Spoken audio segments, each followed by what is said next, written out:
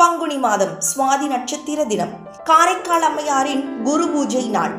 ஆதியும் அந்தமுமாக இருக்கக்கூடிய எல்லாம் வல்ல இறைவனான ஈசனே அம்மை என்று அழைத்த பெருமைக்குரியவர் பிறந்த நட்சத்திரம் இது.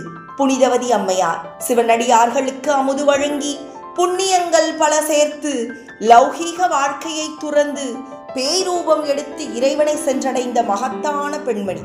வடதிசை தேசம் எல்லாம் மனதினும் கடிது சென்று தொடை அவிழ் இதழி மாலை சூல பாணியனார் மேவும் படர் ஒளி கைலை வெற்பின் பாங்கு அணைந்து ஆங்கு காலில் நடையினை தவிர்த்து பார்மேல் தலையினால் நடந்து சென்றார். இறைவனைக்கான கைலாயத்திற்கு நடந்தே யாத்திரையாக சென்றவர். எங்கு காணினும் சக்தியடா என்பது போல அம்மையாருக்கு கைலாயத்தில் எங்கு காணினும் லிங்கமாகவே தென்பட்டது. இறைவனின் மேனியின் மேல் தன் பாதங்கள் படுவது பாவம் என்று எண்ணி தன் தலையால் கைலாய மலையை ஏறியவர். இவர் அன்பில் உருகிய எம்பெருமான் ஈசன் அம்மை என்றே அழைத்தார். மாதா பிதா குரு தெய்வம் என்பார்கள். இவர் தெய்வத்திற்கே அன்னை என்றால் அவர் பெருமைகளை என்னவென்று கூறுவது? ஆதலால் தான் 63 நாயன்மார்களில் அமர்ந்து காட்சி தரக்கூடிய அந்தஸ்தை பெற்றார். காரைக்காலில் பிறந்தவர் என்பதாலும் ஈசனே அம்மை என்றதாலும் காரைக்கால் அம்மையார் என்ற பெயரே அவருக்கு நிலைத்து நின்றது. இறைவனை கண்ட மகிழ்ச்சியில் இரவாத இன்ப அன்பு வேண்டி பின் வேண்டுகிறார். பிறவாமை வேண்டும், மீண்டும் பிறப்பு உண்டேல் உன்னை என்றும் மறவாமை வேண்டும், இன்னும் வேண்டும் நான் மகிழ்ந்து பாடி அரவாணி ஆடும்போது உன் அடியின் கீழ் இருக்க என்றார்.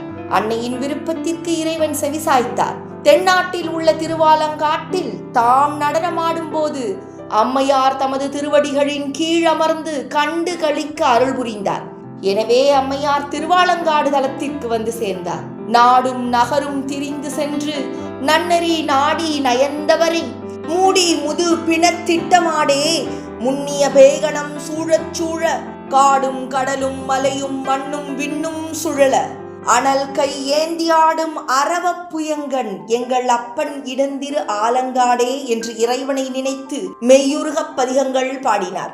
இறைவன் தான் சொன்னது போலவே அவர் பாடல்களுக்கு வந்து ஊர்த்த தாண்டவம் ஆடினார். அவரின் திருவடிகளில் அமர்ந்து அதை ரசித்தவாறே இறைவனுடன் ஐக்கியமானவர்தான் காரைக்கால் அம்மையார். பொதுவாகவே எல்லா உயிர்களுக்கும் அன்னை என்றாலே ஒரு தனி பிரியம் இருக்கும்.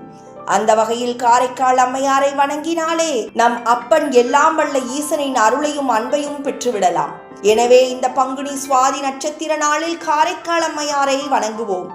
ஆதியோடு அந்தம் இல்லான் அருள் நடம் ஆடும்போது கீதம் முன் பாடும் அம்மை கிளரொளி மலர்த்தாள் போற்றி. திருச்சிற்றம்பலம்.